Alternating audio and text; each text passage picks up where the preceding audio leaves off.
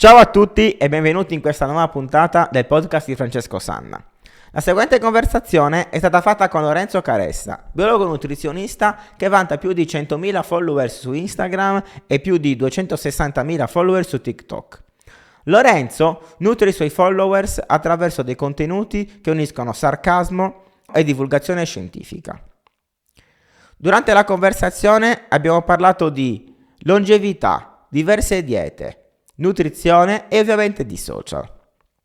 La telecamera del cellulare mi ha abbandonato dopo 15 minuti, ma l'altra, che ha una risoluzione peggiore, ci ha accompagnato fino alla fine.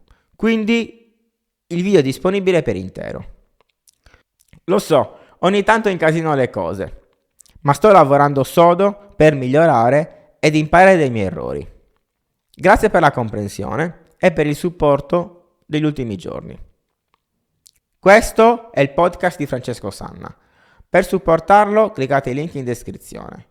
Ma ora, miei cari, vi lascio a Lorenzo Caressa. Buon ascolto. Partiamo con la prima domanda. Mi sorridi, va bene? Cos'è la nutrizione?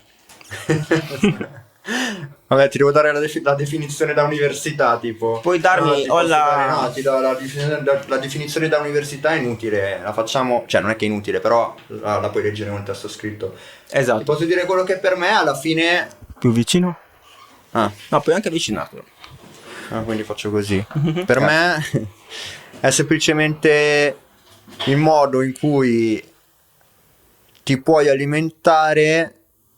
Anzi, è il compromesso migliore tra ciò che è uno stile di vita sano, un'alimentazione sana e un'alimentazione non sana. Che sembra... Cosa intendi per Allora, l'alimentazione non sana, uno dice le torte, le pizze, il Mac, il sushi, vabbè, il sushi possiamo anche ritenerlo sano, però uno dice ma come faccio a mangiare, cioè io voglio mangiare queste cose, invece nell'alimentazione sana, per quello che è la concezione normale della gente, non ci sono. Quindi io quando devo seguire la dieta devo mangiare il pollo, devo mangiare il pesce, Quindi in realtà la nutrizione non è che poi stiamo parlando più di alimentazione in questo caso, non è un sacrificio continuo, è un compromesso tra ciò che ti piace e ciò che comunque sarebbe meglio mangiare, per esempio le verdure che non le vuole mangiare nessuno, o comunque quasi pochi sono abituati. Poi quelli che ci sono abituati ne mangiano anche molta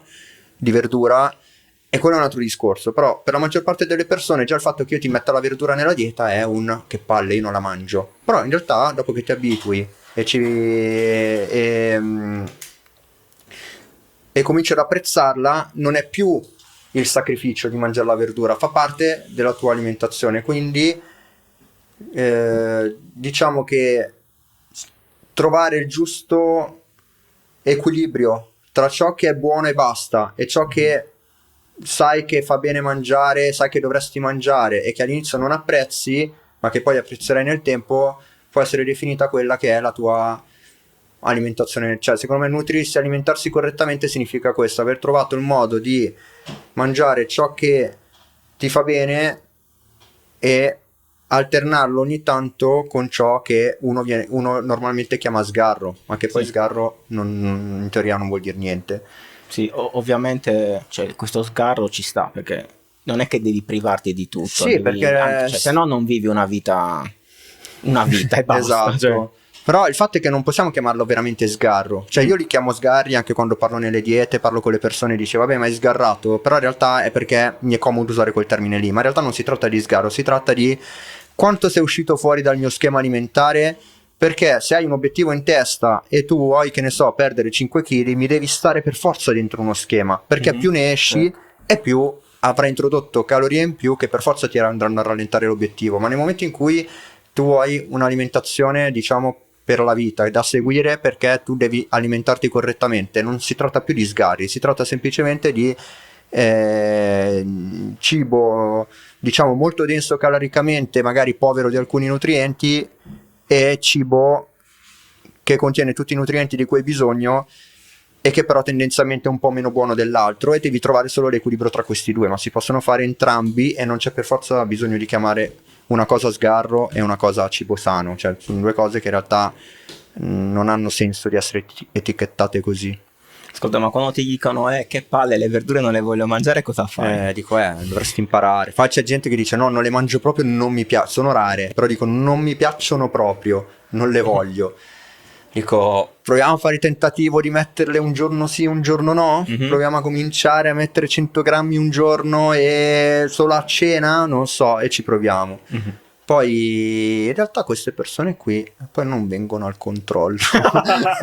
Salutiamo.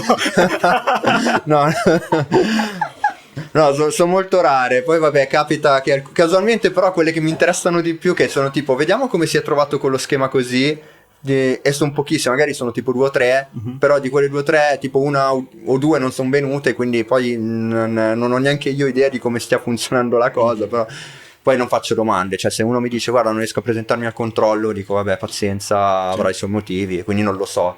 Però vabbè, il mio approccio è sempre quello di introdurre piano piano qualcosa che al momento non stai mangiando, ma io provo, a meno che tu proprio non mi dica, che ne so, pesce categorico, non lo mangio, quello non ci provo neanche a inserirlo, so che non lo mangi.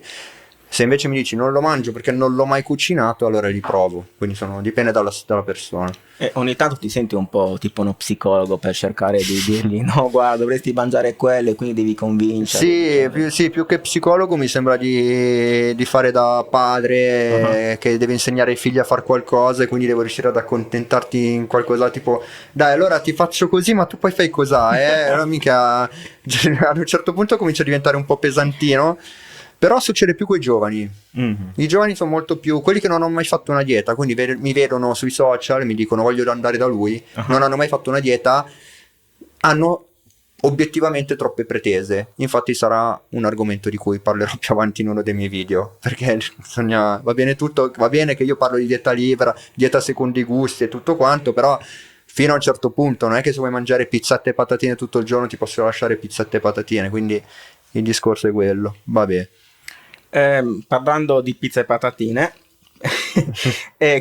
come la nutrizione, l'esercizio fisico e la gestione dello stress gioca un ruolo importante nella longevità? Perché per le patatine? Perché se mangiamo tutti i giorni le patatine non arriviamo molto lontano. Più che in realtà non è tanto che mangiare patatine tutti i giorni non ti fa arrivare lontano, è che le patatine si portano dietro il sale e non si portano dietro alcuni nutrienti che invece avrebbero altri tipi di cibi come la frutta.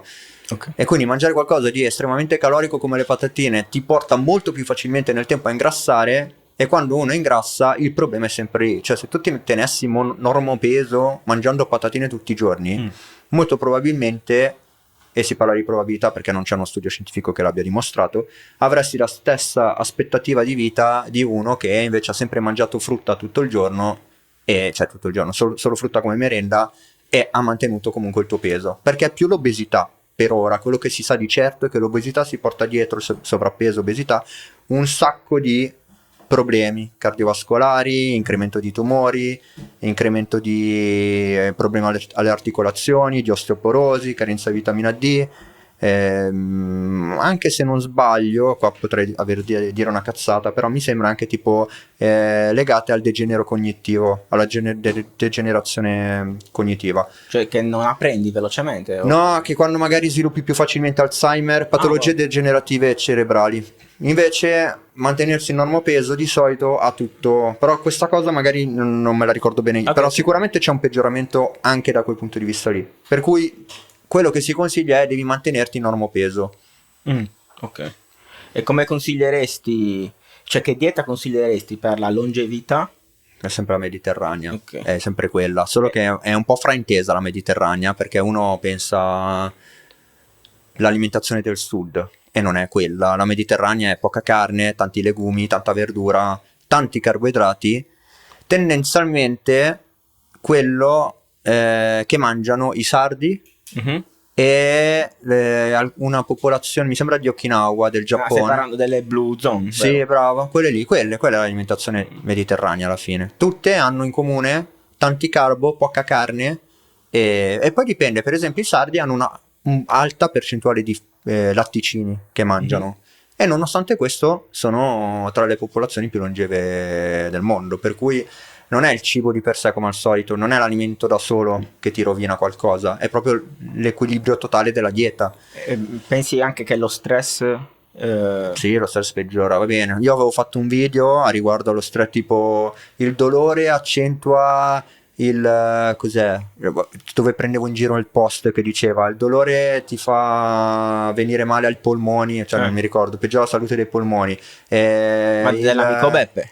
No, non era, non sono tutti di Peppe. Tutti pensano che siano di Giuseppe Elfi. In realtà sono post di diverse pagine di Instagram. Io prendo quello che trovo uno più facile da criticare e ce lo commento. E uno di questi era basato sul fatto che determinate situazioni anche di stress andassero a causare un male specifico in alcuni organi del corpo. Ovviamente non c'è questa correlazione qua, però è vero che lo stress va a peggiorare la salute, va a crearti anche un ostacolo nel dimagrimento, va a peggiorare qualcosa, che non è una correlazione così netta, non è che una cosa peggiora il pancreas e l'altra danneggia il fegato e l'altra il cuore, è un malessere generico che si riversa ovviamente anche sul fisico in qualche maniera, per cui sì, dovremmo cercare di vivere con meno stress possibile, però non è qualcosa su cui uno può lavorarci alla fine. Cioè se fai un lavoro che non ti piace sarai perennemente stressato, se la tua capa ti urla contro tutti i giorni sarai perennemente stressata o stressato, quindi non sono cose, visto che non ci possiamo agire così tanto, cerchiamo di agire sul resto, cioè sull'attività fisica e l'alimentazione. Per invece una dieta per aumentare la forza esiste? Neanche? O tipo mangiare un determinato cibo? No, Okay. non esiste niente di tutto, non esiste un cibo che fa qualcosa, un'alimentazione che aumenta il testosterone, aumenta la forza, aumenta la resistenza, no, è l'allenamento, la dieta ti dà i nutrienti. Come li usa il tuo corpo questi nutrienti? Non lo so, dipende da cosa fai nella tua vita. Sei seduto tutto il giorno sul divano, mangiare proteine non ti aiuterà in niente. Fai palestra, ti alleni tutti i giorni 3 ore al giorno, probabilmente aumentare la quota di proteine ti aiuterà nel supportare la crescita di massa muscolare. Vai in palestra, fai 10 kg e sollevi 10 kg da un anno. Posso darti problemi. tutti i carbo che voglio, ma sempre 10 kg solleverai e la tua forza non aumenterà. La forza aumenta se aumenta l'allenamento, il carico allenante o in palestra, nel tipo di esercizio che fai. Può esserci anche l'esercizio a corpo libero. E basta, quindi è lo stimolo allenante la differenza in questi casi. E invece un'altra domanda è come mai alcune persone si sentono meglio in termini fisici e mentali con una dieta carnivora? Questo non ne ho. Allora, ci sono ogni tanto. Ok, vai. Non sto dicendo che bisogna mangiare per forza carne, Sì. però cioè, se tu chiedi anche alla gente, ma anche, cioè, magari anche amici che ti dicono dopo una bistecca mi sento molto più forte e riesco ad affrontare, non so, la giornata meglio. Allora, io questa non l'ho mai sentita, sinceramente. Ok. È la prima volta che mi capita che una persona mi dica che ci sia questa concezione. Posso dirti che su TikTok ho trovato alcuni video che dicono The Carnivore Way. Carnivore Way is the best way to eat. Flexano. E poi ti dicono vegetables? No. Ok. Eat this. Meat. E poi fa tutto questa propaganda sul fatto che mangiare bistecche è niente verdura perché le verdure fanno male, ma non c'è niente, cioè gli studi scientifici sono tutti concordi nel dire che l'alimentazione a base vegetale è quella che migliora tutti gli stati di salute, cioè tutti gli stati, lo stato di salute generale.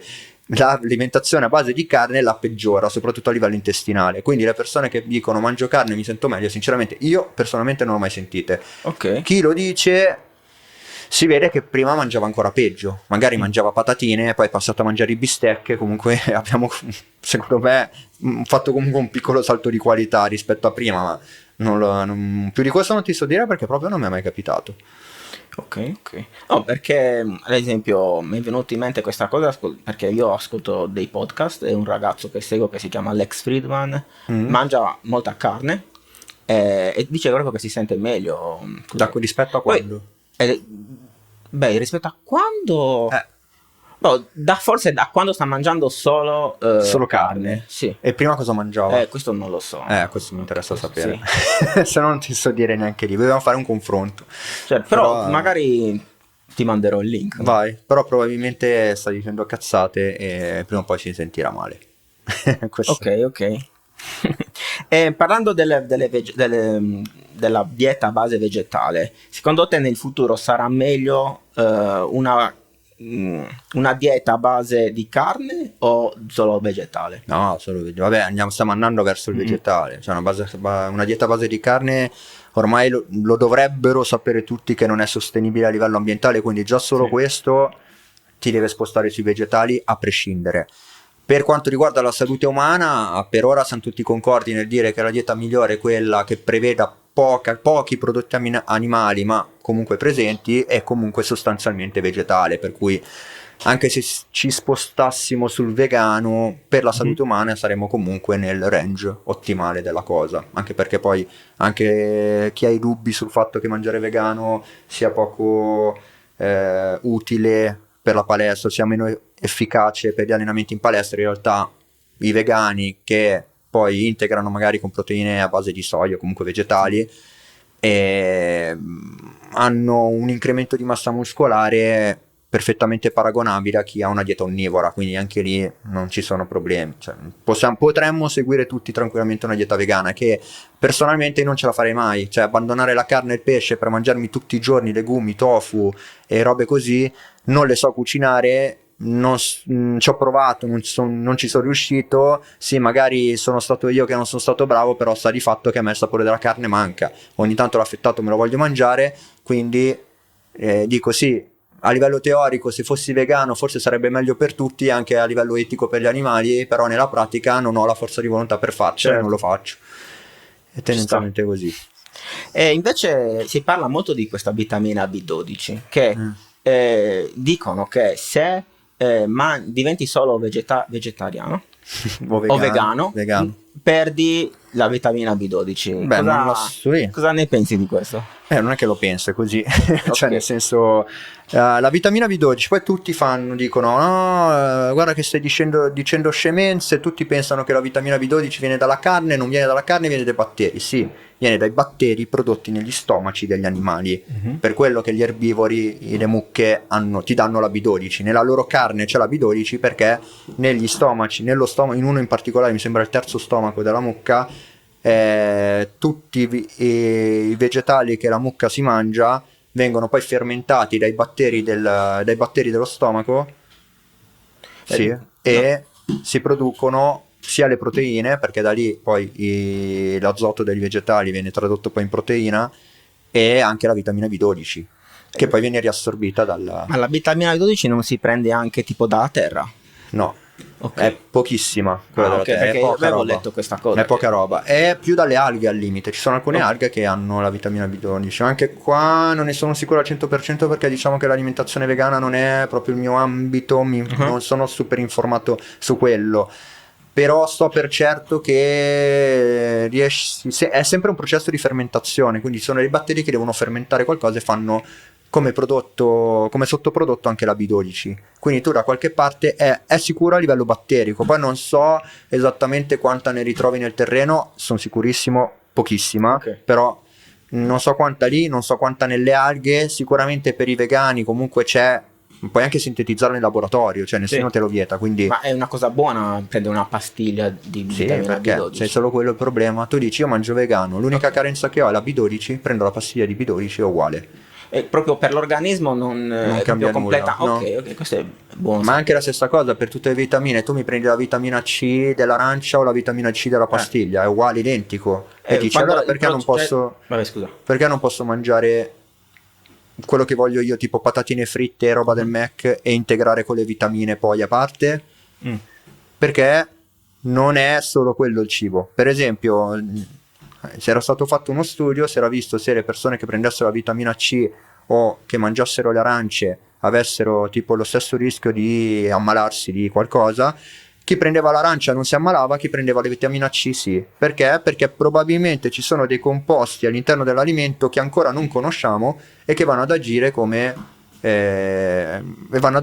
dal punto di vista di qualcosa nel nostro organismo. Siccome non li conosciamo, non sappiamo quali sono, però ci sono, e quindi l'ipotesi è questa, per cui uno deve sempre cercare di mangiarsi il suo cibo così com'è e ricorrere alle pastiglie solo quando è necessario ricorrere alle pastiglie. Poi nel caso in cui, cioè, le cose principali le conosciamo, io ti posso far vivere fino alla fine dei tuoi giorni dandoti proteine in polvere, integratori di vitamine, acqua, un integratore di grassi e un integratore di carbo, cioè lo posso fare, però sicuramente non sto facendo la cosa ottimale, perché ci sono tanti altri piccoli composti che noi non conosciamo e che sicuramente andrebbero ad agire sotto altri punti di vista che ancora non conosciamo, e quindi dobbiamo sempre tenerci sull'alimento. Per quanto riguarda il digiuno, ti sei espresso più volte su internet. Ti va di elaborare il pensiero sul digiuno? Sì, posso riconfermare quello che dico, nel senso, non ha senso per noi cercare di digiunare, perché i meccanismi che agiscono quando noi stiamo a digiuno sono più o meno gli stessi che avvengono quando siamo in un semplice deficit calorico. Quindi se ti trovi bene, ok, ma se non ti trovi bene, perché sforzarti? Questo è il messaggio che io cerco di far passare, e puntualmente poi mi criticano dicendo vedi allora che il digiuno, ecco, tipo per esempio nell'ultimo video del digiuno la gente diceva cos'è che mi era stato detto? Ah sì, che è durante il digiuno che avviene l'autofagia cellulare, quindi si rigenerano le cellule, il tuo corpo, diciamo, si ripara e vive più a lungo grazie al digiuno. E io ho detto no, non è così, cioè basta il deficit calorico. E ho fatto un video dove spiegavo questa cosa, e uno fa: ah, vedi, allora hai confermato il fatto che il digiuno funzioni. Sì, nel senso, è vero, sia il digiuno che il deficit calorico hanno lo stesso funzione, perché sei in situazioni di privazione di cibo. Non è che il digiuno funziona perché tu fai digiuno 14 ore e poi mangi 5.000 calorie in un giorno e funziona lo stesso. No, funziona perché sei comunque in deficit. Quindi tu mi fai il digiuno così, però ti devi sforzare per farlo. O fai una distribuzione dei pasti regolare e lo soffri di meno, è la stessa roba. Quindi quello che dico io è: se ti senti di fare digiuno, fallo, se no non farlo. Ma a prescindere tra le due cose, è comunque un po' meglio il deficit calorico normale con la giusta distribuzione dei pasti, perché viene preservata più massa magra. E questo lo dice la scienza, e basta. Ok. Quindi se una persona preferisce di non mangiare per esempio a pranzo perché si sente, non lo so, stanco, sì, dopo che io mangia, preferisco saltare il pranzo, voglio mangiare solo colazione e cena, che poi vabbè, quello non è un vero e proprio digiuno intermittente, perché il tempo che intercorre tra la colazione e la cena è un po' ridotto, dovrebbe essere a meno di 12 ore, che magari passa, però non è detto, magari uno mangia alle 7 poi alle 7 di sera, può essere, però insomma non è proprio quello che si fa di solito, ma insomma volendo lo puoi fare. Invece, come valutare il proprio stato di salute in termini di analisi del sangue, e ogni quanto è importante farle? Allora, le analisi del sangue sono un po' sopravvalutate secondo me, nel senso, tanto quelle di routine sono sempre quelle stesse, ti fanno l'emocromo, quindi tutti i valori relativi al sangue, cioè emoglobina, piastrine, volume medio volume medio globulare, poi ogni volta mi impappino, insomma tutta una serie legata ai globuli rossi e alle piastrine. E poi ti fanno il colesterolo, a volte la tiroide, ma non sempre, cioè i parametri legati alla funzionalità tiroidea, e qualche altra cosa lì, e bene o male è la glicemia.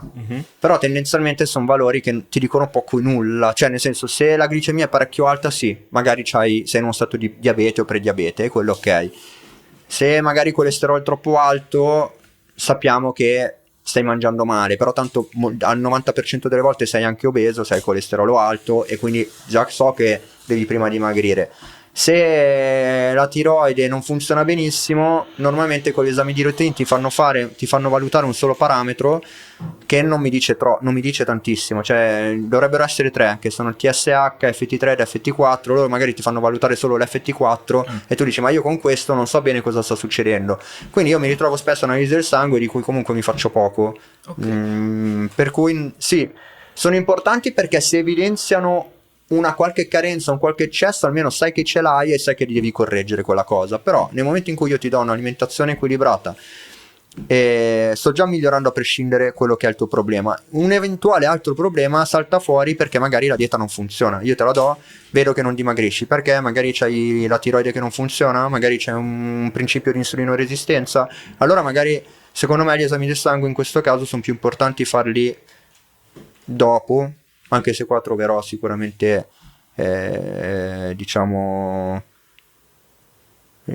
molti colleghi non saranno d'accordo con me, perché alcuni addirittura non ti fanno la visita se non hanno gli esami del sangue, ma io non la vedo così importante come cosa, perché io, a prescindere, tu vieni da me, ti sto migliorando l'alimentazione, Certo. con o senza esami del sangue. Poi se penso che tu abbia o qualche carenza, perché tu mi hai raccontato che ne so, non mangi mai né legumi né carne né pesce, così mangi solo alcune pane Nutella, io dico cacchio, probabilmente è una carenza di ferro, vediamo se è così, e ti suggerisco di farti prescrivere le analisi del sangue. Altrimenti, se tu vai tutto bene, funzioni bene, non hai particolari problemi, quando analizzo il tuo stile di vita è tutto a posto, non ho motivo per forza di vederti gli esami del sangue. Però vabbè, questo è un pensiero personale, ognuno poi agisce, lavora in maniera un pochino diversa.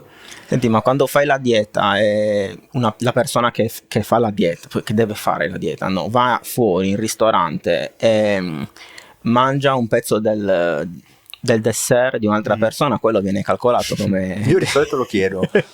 Dico, ma tu quando mangi fuori cosa mangi? La pizza? Sì. Ma mangi anche il dolce? Sì. E io lo calcolo nel mio conteggio dello sgarro, cioè del pasto libero, conteggio che tu mangi di solito sia la pizza che il dolce. Ma se questo dolce viene preso cioè tipo l'amico lo ordina, tu lo rubi, si può. Si può.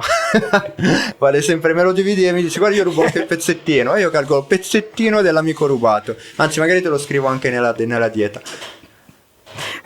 Comunque sei molto criticato su internet ogni tanto, dai. Ma in realtà vedo più commenti positivi, però va bene, sono criticato. Beh dai, anche tu ogni tanto dici, cioè, sì, leggi i commenti. Con i 10 commenti ce n'è uno che mi critica. Vabbè, allora, per quello che ti critica, cioè, come fai a rimanere sano di mente e come fai a essere distaccato dalle persone che ti attaccano? Allora, io tendenzialmente sono una persona che si lascia scivolare addosso, di base, sono sempre stato così.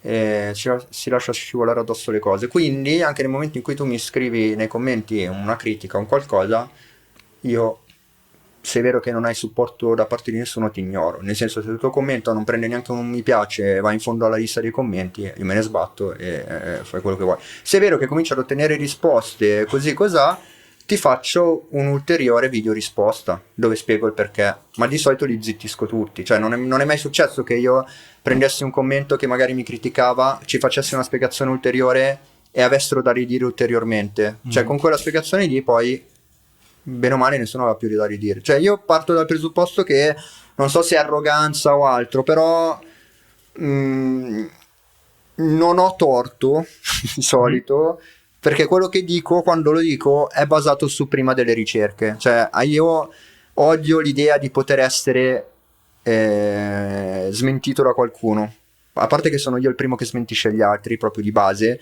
quindi anche l'idea che magari possa essere io ad essere smentito da qualcun altro è una cosa che mi dà talmente tanto fastidio che prima di dire qualcosa io cerco sempre di informarmi su quello che sto dicendo, anche se a volte magari lo faccio in maniera più o meno superficiale, ma bene o male so sempre cosa sto dicendo e l'eventuale critica che mi può arrivare. Quindi io, quando vedo un commento negativo su quello che spiego, in realtà già me lo aspetto che arriverà quel commento lì e già ho in mente una controrisposta eventuale. Poi spesso lascio stare perché non ne vale la pena.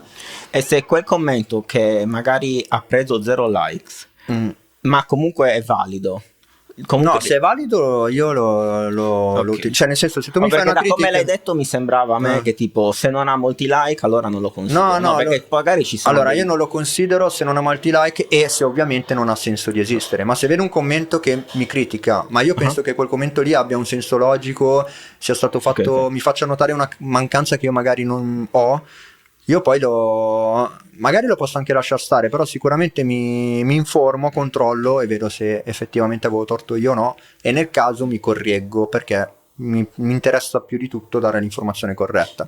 E una volta è capitato, che ne so, stavo commentando il fatto che, vabbè, adesso mi viene in mente questo, ma sicuramente ci sono anche altri casi, stavo dicendo che nell'esame di stato per biologo devi fare, cioè che per diventare biologo nutrizionista devi fare l'esame di Stato, e una mi aveva scritto guarda che adesso lo toglieranno l'esame di Stato. Io mi sono corretto, però non avevo verificato l'informazione, quindi poi mi sono arrivati altri commenti, mi hanno detto guarda che non è così, e allora poi ho dovuto cancellare la storia del fatto che mi ero corretto. Però insomma cerco sempre di, se io vedo che c'è qualcosa che non conosco, poi lo faccio presente, ci provo. E poi vabbè, magari in realtà anche quello che non conosco non era vero che non lo conoscevo. Vabbè, insomma, ci sono tante sfumature, però tendenzialmente cerco di lasciare l'informazione più oggettiva possibile. Mentre hai qualcuno di cui ti fidi che ti mette in riga dicendoti tipo no, questa è una cazzata, oppure con il quale ti puoi confrontare, oppure avere Purtroppo no. O meglio, non è mai accaduto che qualcuno mi guardasse qualcosa, qualcuno che ne sa, per esempio un tuo collega un di mio università, collega che ne so, può sicuramente. essere, oppure io ogni tanto mi scrivo con Bilanciamo, che è è un insegnante di nutrizione, fa scrivere libri e quant'altro, e ogni tanto mi confronto con lei, mi scrivo con lei, però non è mai successo che lei mi scrivesse, mi dicesse guarda che qui è sbagliato, dovevi dire così, oppure guarda che questa informazione non è corretta. Ho piuttosto qualcuno da cui prendo molto spunto, che si chiama, cioè su Instagram si chiama La Somma è il Totale. Lui è un nutrizionista, o ex nutrizionista, perché se non sbaglio adesso è in pensione, che comunque fa tanta informazione fatta bene, perché per ogni post che fa ci mette la letteratura scientifica, si mette anche il suo pensiero, ma il suo pensiero è sempre molto critico, molto oggettivo. Io mi ritrovo tanto nel suo modo di ragionare, e prendo spunto da lui, prendo spunto da persone magari che vedo che nel momento in cui spiegano ci mettono sempre del razionale scientifico dietro, e io quindi diciamo ho i miei informatori, pagine da cui trago informazione, e poi io la faccio mia e la rispiego a mia volta nei miei video, comunque traggo spunto qua e là. Però finora ancora non è mai accaduto che qualcuno mi dicesse no, questo è sbagliato. Ma anche magari come dici le cose, e il tuo amico ti dice guarda magari potevi dirlo così. No, sì, più che no, amici Ma che mi non, dicono... non per correggerti, Sì. o per dirti tipo, cioè è come se fosse un commento costruttivo. Sì, un commento... non ne ricevo tanti di quelli. Ok. No, al limite c'ho l'amico con cui mi confronto quando sono in carenza di idee, che dico devo girare questo video, non so come fare la battuta finale per il coso, allora lui ci parliamo, facciamo un po' di brainstorming e poi esce fuori come tirare, vediamo come tirare fuori il dialogo e basta. Ogni tanto sì, c'è quello, però più di quello per ora non c'è. Al limite sì, quello che mi dà un po' fastidio tra virgolette sono le persone che scrivono sì guarda sei molto valido, sei molto intelligente ma troppe parolacce. Dico sì va bene, Nel 2022 dire, siamo. infatti la risposta è mica ma che due coglioni. Vabbè. Invece un'altra domanda, diciamo, provocatoria. Pensi che il tuo successo su internet sia anche, sottolineo anche, per il tuo aspetto fisico? Sì, secondo me adesso non so fino a che punto, però io ho sempre creduto che comunque alla fine nei social quello che risalta di più sia la tua apparenza, cioè tu prima vedi la persona, poi non devi essere necessariamente bello, non devi essere necessariamente, certo. cioè devi attirare. Quindi ci sono persone che sanno attirare, io non so se ho attirato per il mio aspetto, se ho attirato per il mio modo di pormi, o se ho attirato perché sono stato il primo che ha creato un personaggio un po' arrogante, un po' con un modo di comunicare diverso dai soliti video con le tre cose che fanno male, che è una roba che io come dicevo ok, creiamo qualcosa di diverso. Quindi non so quale di queste tre, però sicuramente in un qualche modo hanno inciso, cioè anche il modo in cui appaio sicuramente va ad incidere un pochino, però non ti so dire fino a che punto. Come ti vivi questa cosa? Cioè l'accetti, ti dà fastidio, te ne freghi? Beh, io penso che faccia tutto parte della tua persona, nel senso io sono così. Sta di fatto che, cioè, poi io ci ho anche lavorato, non è che sono nato predisposto per una determinata cosa. Io tutto quello che ho ottenuto ora, comunque l'ho ottenuto almeno per il 60% per la dedizione che ci ho messo. No, si vede che comunque sia, cioè, c'è molto studio, cioè le cose le comunque, sai, allora, a inutile parte che... tutta la parte universitaria dove ho dovuto studiare, ok, ci siamo, come hanno fatto tutti. Però poi nei momenti in cui ho deciso, ho detto ok, io da oggi faccio TikTok, io faccio un video al giorno di TikTok sempre con costanza, vado in palestra 3-4 volte a settimana sempre con costanza, faccio, cioè, pur di far questo non faccio altro sempre. Quando vado fuori, che ne so, ma anche quando mi allenavo prima a 18 anni così, stavo sempre un po' attento a non cercare di bere l'alcol, cercare di bere l'alcol solo nei weekend, non mangiavo determinate cose perché avevo l'obiettivo di migliorare fisicamente. Comunque la mia dedizione sia nello studio che nell'attività sportiva ce l'ho sempre messa. Quello che ho ottenuto alla fine, quindi comunque un buon fisico e tutto quanto, l'ho ottenuto grazie del lavoro. Certo. E trovo anche giusto che poi quel lavoro venga ripagato in una qualche maniera. Quindi non mi fa nessun cioè, anche se mi dicessi guarda, il 60% del motivo per cui ti seguono è perché hai un fisico palestrato, dico va bene lo stesso, perché comunque a me il mio obiettivo era risaltare. Sono riuscito nell'intento? Sì. Per quale ragione esattamente? Non lo so. Che sicuramente da quello che mi scrivono il motivo principale è che si fidano di quello che dico. Quindi mi va bene così. Poi ovvio che ricevo i commenti di apprezzamento, va bene, ok, ma quelli ricevono chiunque. Cioè nel senso, nel momento in cui sei esposto sui social e dici qualcosa, perché alla fine non è il fatto che tu sia bello, diciamo, una persona può anche non essere bella, però nel momento in cui quello che dice attira e crea una sorta di feeling con l'utente, tu sei propenso a... Poi ormai scrivono tutti ti amo, quindi diciamo ad amarlo, e quindi piaci anche se in realtà non sei oggettivamente bello, quindi quella roba lì è un po' soggettiva, cioè lo vedi un po' ovunque, cioè, ci sono tante persone che tu dici ma questo non sarebbe bello, però si ritrovano nei commenti tipo ti amo, ti farei, bla bla. Sì. Perché quindi è più personalità. Sì, anche secondo me. Questo è un grande punto, secondo me, cioè le personalità. Mentre per quanto riguarda la disinformazione, il mio cavallo di battaglia. Quanto è grave ai giorni d'oggi fare disinformazione? Ma è grave sempre. Al giorno d'oggi, diciamo, ma sai che secondo me al giorno d'oggi è un po' meno grave. Ok. Perché tanto c'è tanta altra gente che invece... Allora, è grave dal punto di vista della visibilità, perché puoi arrivare a molti più utenti rispetto a prima, e quindi comunque è grave che tu dica qualcosa di sbagliato sapendo che ci sono, che ne so, 1 milione di persone che possono aver visto il tuo video, 1 milione di persone arriverà a un'informazione sbagliata. Però è anche meno grave d'altro canto perché ci sono tantissimi strumenti per capire che quella persona lì ha detto una cazzata, cioè nel senso ormai tu vedi un video e un video dice guarda, se prendi questa pastiglia qui perdi 10 kg in un mese.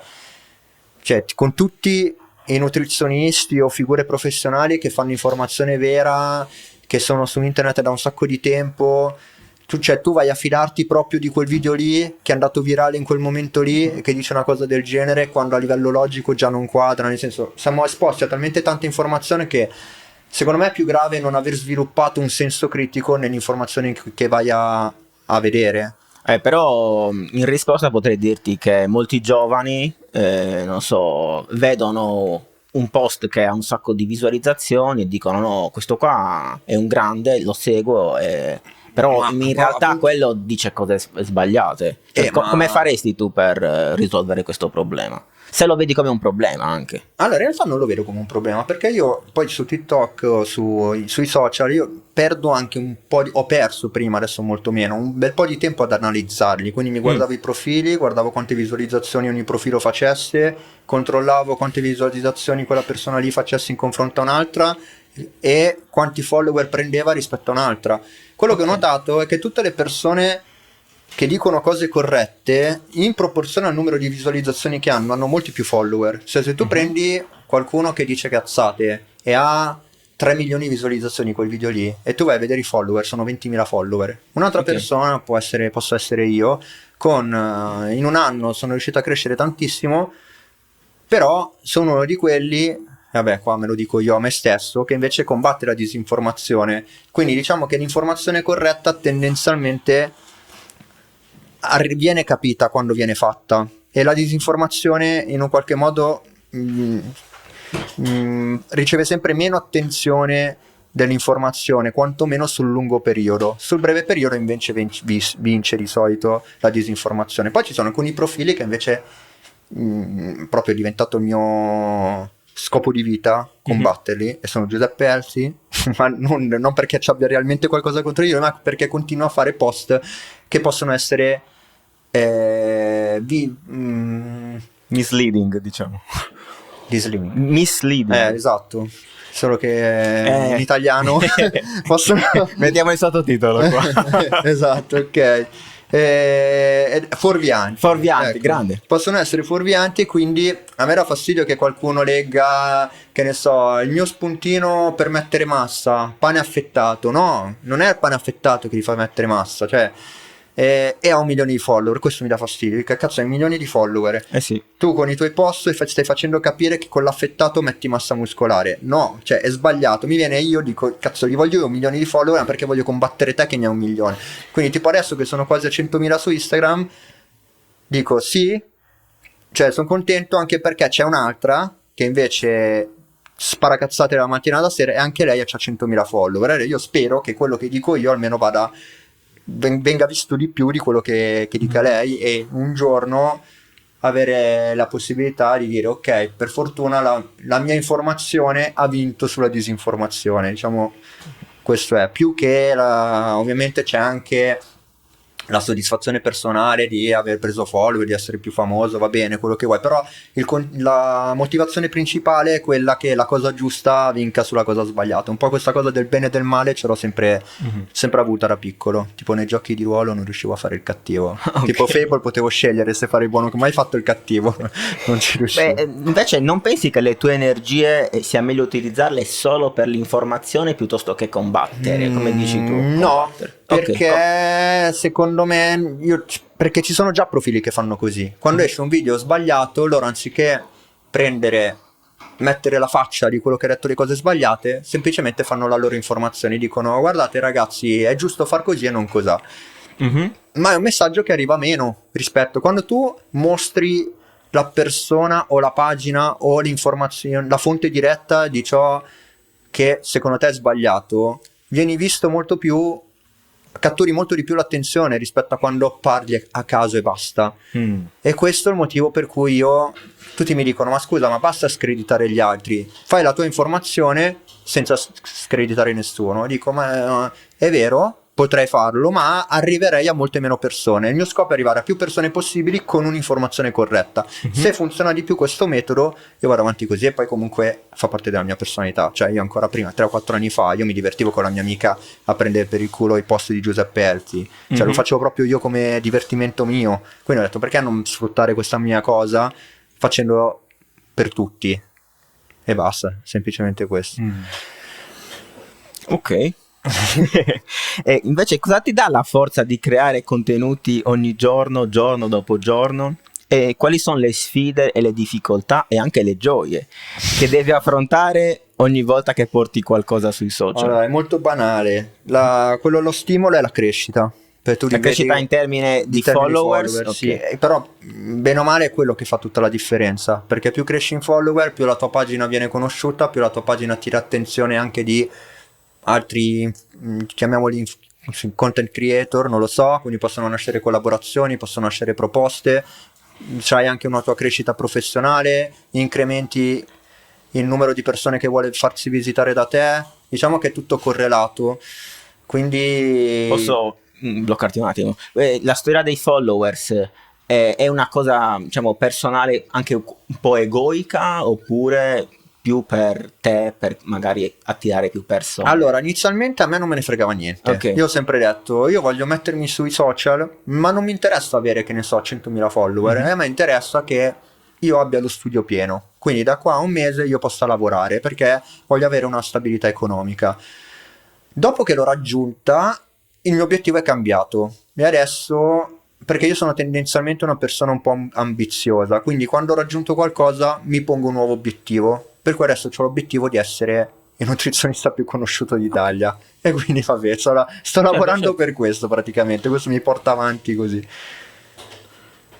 E quali sono le sfide? Le sfide ad un certo punto non hai più idee. Cioè, dopo che fai un video al giorno parlando di nutrizione, sì, hai detto che le carote si possono mangiare, hai detto che basta il deficit calorico, basta questo, poi cosa devi dire di più? Però devo dire che bene o male, parlando con le persone, con i pazienti, ogni volta c'è sempre qualcuno che dice qualcosa, o alcuni concetti vedi che devono essere ribaditi. Che ne so, io un anno fa avevo fatto un video dicendo che lo zucchero di canna era uguale allo zucchero Sì, normale. L'ho rifatto, ho usato lo stesso tema per rifare un altro video una settimana, 2 settimane fa, e quel video comunque è andato più virale del video prima. Nonostante trattassi lo stesso argomento, e secondo me avessi fatto un video meno interattivo, cioè meno che catturasse meno l'attenzione. Quindi vabbè, meno male, gli stessi argomenti, visto che le persone sono tante, non tutti hanno visto i tuoi video, bene o male dopo un po' ti dimentichi. Cioè io ti posso dire oggi lo zucchero di canna è uguale allo zucchero normale, tu fra un anno magari ti sei dimenticato. Sì, sicuramente. E quindi ci sta. Refreshare esatto, per cui alla la fine mente è importante, secondo me. Bene o male c'è sempre qualcosa da dire. Mentre hai dei consigli da dare alle nonne quando dicono ai nipotini: bello di nonna, ti vedo sciupato, mangia. Il consiglio è fatti i cazzi tuoi, nonna.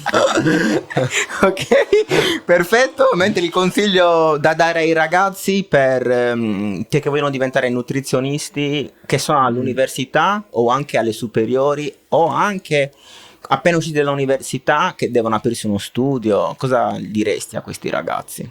Non lo so, perché cioè io sono andato molto a caso. Io penso di essere la persona che si è fatta, cioè che è andata completamente a caso una volta uscito dall'università. C'è chi ha trovato la collaborazione con uno studio di nutrizione, chi si è messo in un ospedale, chi ha fatto i tirocinio da qualcuno ed era già un po' pronto per fare qualcosa, chi aveva l'aggancio di lì o la cosa di là. Io ho detto, boh, che cazzo faccio? Ho preso il primo studio, questo, sconosciuto, posizione sconosciuta, non ha collaborazioni con nessuno, non c'è uno studio a fianco che mi potesse portare clienti, non ho fatto pazienti, non ho fatto niente, mi sono messo, boh, ora come faccio mo?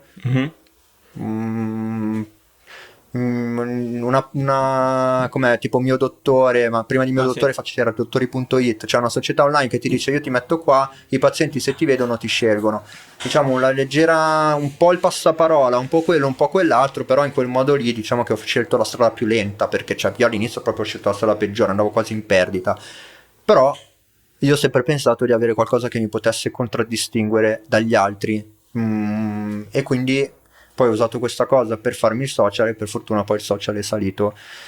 Però consigli non ne ho, perché sono una persona che va molto, nonostante sono molto razionale, molto previdente, sono anche molto istintiva e quindi devo coniugare questo mix di cose e a volte non lo faccio bene, a volte lascio che sia il caso a guidarmi. Il consiglio allora è farsi lasciare andare, non lo so, no, perché non ti posso consigliare una cosa del genere. Il consiglio è siate previdenti e cercate di prevedere cosa fare per poter raggiungere il vostro obiettivo. Quindi tu vuoi diventare nutrizionista, cosa devi fare? Ti serve avere la pratica. Come faccio a fare una visita in studio?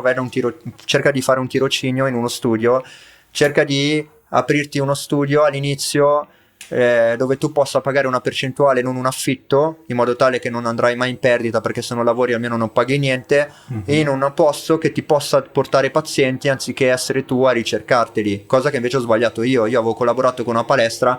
Sì, loro ti facciano fare le consulenze gratuite con gli iscritti in palestra, però alla fine il paziente me lo dovevo prendere io, cioè dovevo io convincerlo che doveva venire da me. Invece se tu lavori, che ne so, riesci a trovare un posto dove i pazienti chiamano quel posto perché cercano un nutrizionista e tu allora sei nutrizionista di quel centro lì, in automatico è il paziente che ti arriva. Cioè dovresti trovare il modo di avere una fonte sicura di pazienti, se no cresci molto molto lentamente. C'è stato un periodo, un mese in particolare in cui ho detto se vado avanti così devo chiudere o cambiare lavoro.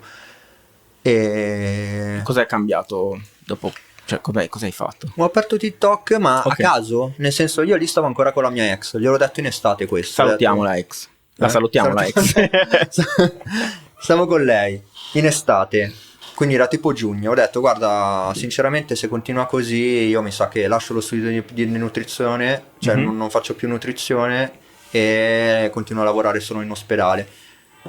Ho detto, vabbè, ma lei mi fa, ma no, dai, si vede che a te piace questo lavoro, sei appassionato, ti piace informarti, perché devi abbandonare così? Ho detto, sì, ma a un certo punto c'è l'ostacolo della vita reale Certo. e per quanto io possa essere appassionato di qualcosa, può essere che la vita davanti non mi metta le giuste occasioni per fare ciò che voglio fare. Però vediamo. Siamo andati avanti, mi è uscita prima una collaborazione per fare delle visite online. Ho detto vabbè, comincio a fare quello, vediamo se intanto i miei pazienti in studio aumentano. Casualmente ad ottobre stavano aumentando, quindi ho cominciato ad avere più recensioni positive, quello così, cos'ha. Mi sono lasciato con la mia ex, sempre in quel periodo, ho avuto più tempo libero per me. Cosa ho detto? Cosa ho fatto? Ho detto apro TikTok. Ok. E poi da lì è cambiato tutto. Sì. Quindi niente, a volte ciò che non succede in anni, perché era 3 anni che io ero così, che non sapevo cosa sarebbe successo nella mia vita, cambia tutto in un attimo perché hai fatto qualcosa che prima non facevi. Fammi chiedere l'ultima domanda, la più stupida forse o difficile, vedrai tu. Qual è il senso della vita per te? Il senso della vita è viverla al meglio. Ecco, perché poi questa è una domanda interessante, anche perché tutti dicono, ma scusa, una vita dobbiamo fare, perché devo togliermi il piacere di fumare, il piacere di bere, soltanto perché voglio arrivare magari a 90 anni, magari non arrivo a 90 anni, muoio Sì. prima, ok, però fai finta, cioè se tu non trovi il compromesso migliore tra ciò che è bello fare e ciò che ti fa stare bene, va a finire che arrivi a una certa età che prima non sei soddisfatto di te stesso, perché un conto sia, a me piace mangiare, mi piace bere, e poi perché allora quando andiamo al mare ti copri, ti vergogni di spogliarti, allora non stai vivendo bene. Se tu veramente fossi soddisfatto di te stesso non avresti problemi. Oppure, ok, hai fatto questo e quest'altro, adesso che arrivi a 60 anni devi prenderti 3 pastiglie al giorno, una per la pressione, una per il colesterolo, e quando cammini ti fanno male le ginocchia perché sei sempre stato obeso. Come vivi gli ultimi 20 anni della tua vita? Cioè, non sarebbe stato meglio fare meno di quelle cose lì che ti piaceva fare, ma almeno vivere fino alla fine sentendoti bene? Sì, è vero, poi può succedere di tutto, io posso scivolare sulla buccia di banana e morire, però intanto ho provato ad arrivare alla fine della mia vita nella maniera migliore possibile. Quindi secondo me il senso della vita è semplicemente godersela il più possibile, cercando anche di divertirsi e trovando il migliore. Alla fine la parola chiave è il compromesso per qualunque cosa, equilibrio, compromesso, è questo che ti fa star bene. Il senso della vita è viverla col miglior compromesso possibile. Compromesso visto in chiave positiva, però non sì, che in chiave tipo, positiva. oh Sì, mio uno Dio, dice devo rinunciare a quello per far quell'altro, ma alla fine in realtà sì, devi rinunciare a qualcosa, ma magari quello per cui hai rinunciato e invece il sacrificio che hai dovuto fare, devi fare una cosa che in realtà non ti andava tantissimo di fare, tipo io non ci voglio andare fra un'oretta in palestra, ci andrò, però questo mi farà star bene, quando uscirò dalla palestra mi sentirò meglio, mi sentirò più appagato di me stesso, anche perché poi proprio di base, se tu stai sempre sul divano per esempio, sì, in quel momento lì stai bene, però hai una sorta di senso di depressione, una sorta di... Cioè, c'è qualcosa che non va. Quando tu invece ti alleni o corri, cioè può essere uno sport qualunque, e lo finisci, tu ti senti soddisfatto di te stesso. Quella soddisfazione lì, anche se hai fatto qualcosa che in quel momento non volevi fare, comunque ti rimane, ti fa star meglio, ti fa vivere meglio anche più a lungo. Quindi bisogna riflettere molto su queste cose. ok. E basta. Grazie per la risposta. Niente. E grazie per essere qua, per avermi dedicato il tuo tempo, mi ha fatto molto piacere. Anche per me. È stato divertente e bello. E approfitto per consigliare di seguirlo sui social perché secondo me fai buona informazione. Grazie. Grazie a te. Grazie per essere arrivati fin qua ed aver ascoltato questa conversazione con Lorenzo Caressa. Per supportare il podcast cliccate il link in descrizione. Vi lascio ora con una frase detta da mio fratello Umberto. Non si ingrassa da Natale a Capodanno, ma da Capodanno a Natale. Fate i bravi, buone feste e noi ci vediamo al prossimo video.